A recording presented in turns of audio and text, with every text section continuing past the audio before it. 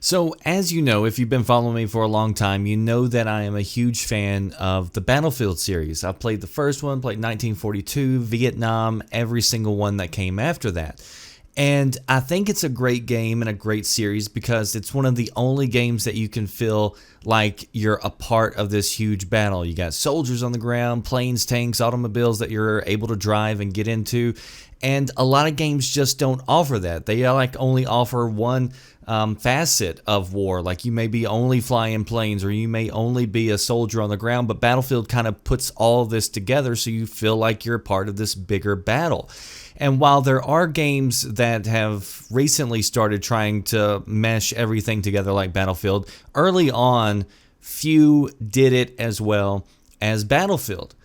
And so before I get into the controversy surrounding Battlefield 5, which I'm sure everybody is aware of, I will start out by talking about the changes to the gameplay and what I've heard so far. And I actually think that overall it sounds pretty positive and exciting. Like, for instance, Battlefield 5 is supposed to bring back Bad Company type destruction, which, if you've been following me for years, you know that this is something that I've been begging for. Like, the reason I missed Bad Company wasn't necessarily the story or the time period that it was set in. It was because of that type of destruction. So I'm excited to see that coming back. They also mentioned that they're doing away with the season pass, going to make all maps free. Again, something I've been begging for in the Battlefield series because it sucks whenever you split up the community and I have to go play vanilla maps because my friends, well, they didn't buy the DLC, so they can't play on the newer maps, so I have to go back and it just is frustrating. So as far as gameplay is concerned, there's a lot of stuff that I'm excited for personally with Battlefield 5. But if you go back and you look at the trailers and the comments, you see that there's a lot of people turned off by the trailer. You look at Battlefield 1, for instance, that got over 2 million likes and not even 45,000 dislikes. It was a very well-received game. Battlefield 5, on the other hand, has more dislikes than it does likes. And if you go just do a search for Battlefield 5 in the media, you'll find that story after story after story is claiming that everybody who dislikes this trailer has to be a misogynistic, woman-hating, basement-dwelling virgin, and everybody hates the trailer only because it features women in it. Which seems to me like a overly dumbed down view of what they want to believe is happening. So instead of doing real journalistic work, trying to figure out why so many people are disliking it, because they say it's a really small minority, but yet the really small minority has overtaken the likes, at least when it comes on the trailer. So it's not that small of a minority of crowds. So instead of trying to understand where these people are coming from and just writing them off as woman haters, I think it's a big disservice for the media to do that. But I mean, that's what we've come to expect from the media. So I just don't think that there's many people out there in the world who hate women. We all had a mother. It just blows my mind that so many people think that everybody hates women. Nobody, dislikes Aliens because it had Sigourney Weaver in it. Nobody doesn't play Tomb Raider because the lead is a woman, or who tried to boycott Wonder Woman because it features a woman. Are there some psychos out there who don't like women? Yeah, there are, I'm sure. But that is really and truly a very small minority. In fact, all of those examples that I just mentioned, they were titles, movies, whatever, that were loved and well received by people of all genders. So, because you have so many people hating on Battlefield 5, I just don't accept the fact that it's all because it stars a woman.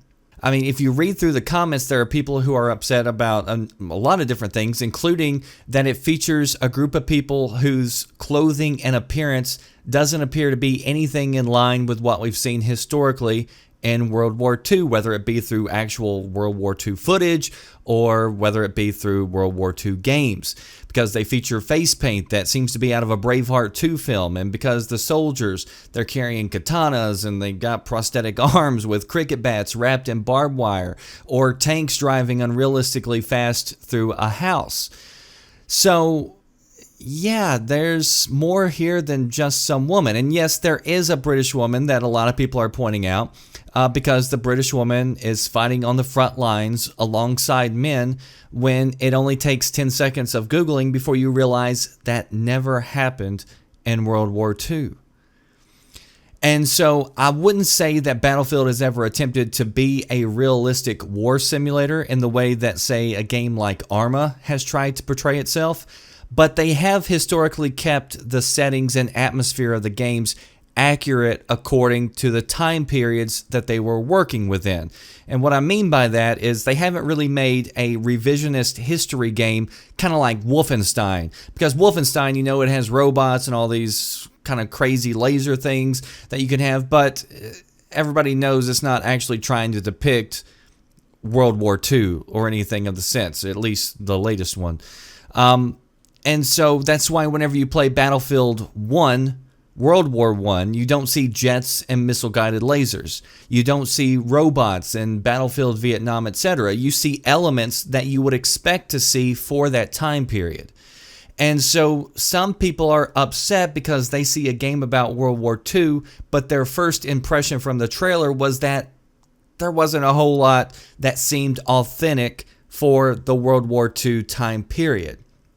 So yes, women did play a huge role in the war, and those sacrifices, they should not go unacknowledged or overlooked.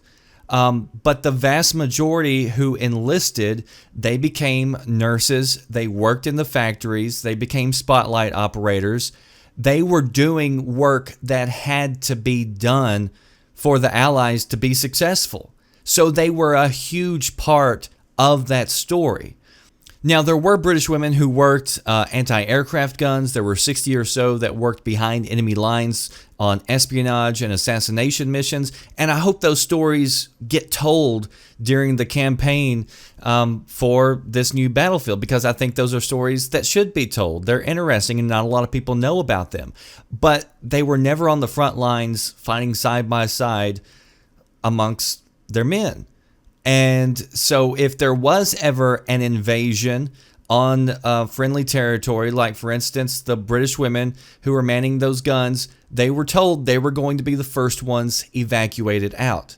So they were able to fulfill the same roles as men could in several different areas, but they could not participate in frontline combat.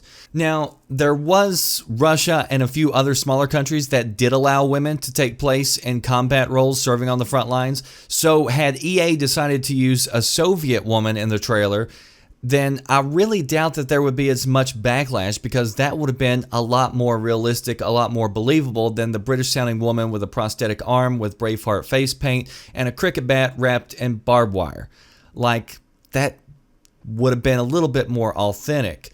And so I think part of the backlash is just how it comes across as being forced by DICE. The woman combatants in a World War II game doesn't come across as authentic or realistic coming from the British side. It comes across as forced. So I think there's more here to the complaints than just woman hating. And the media's portrayal with taking all criticism and trying to imply it's because everybody hates women is a fake narrative, and it's why so many people refuse to take the media seriously, and they refuse to go in and actually do their work and try to dig in to what the actual story is. And it brings again a light to the fact that a lot of these outlets, especially gaming media outlets, I think have complete disdain for gamers and their readers. Like, I don't know why they're in this position unless it's to try to get across their political beliefs. As far as my personal opinions go on this, I don't care if in multiplayer people can customize their characters and play as a woman.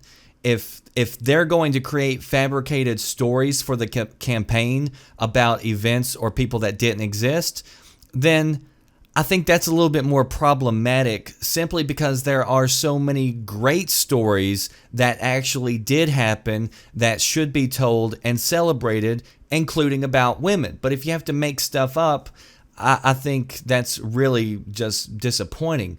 But if the gameplay's fun and good, then seeing a woman isn't going to diminish that for me personally in the slightest. I don't think anybody's playing Battlefield to get a history lesson. We play it because it's fun and it's over the top. So I try to look at this from all points of view. So I can see how it would appear that EA and DICE force this into the game, possibly even the virtue signal. And I can also see where some people are upset because they wanted an upgraded 1942 World War experience, and you're currently seeing a lot of things that don't appear to fit within that period. I don't think either group is evil or hates people based on what's between their legs, and I think they have valid points. But at the end of the day, everybody's free to vote with their wallet and their voice. So you can speak out what you don't like and what you do like. Again, me personally, I'm not going to get bent out of shape over it. And I'm looking forward to seeing more actual gameplay, because if I continue to see a game that reminds me of why I love the Battlefield series, then yeah, I'm going to pick it up and I'm going to play it. That does it for me, The Red Dragon. Post your thoughts down below on the Battlefield 5 controversy. I'll see you next time. Thanks for watching.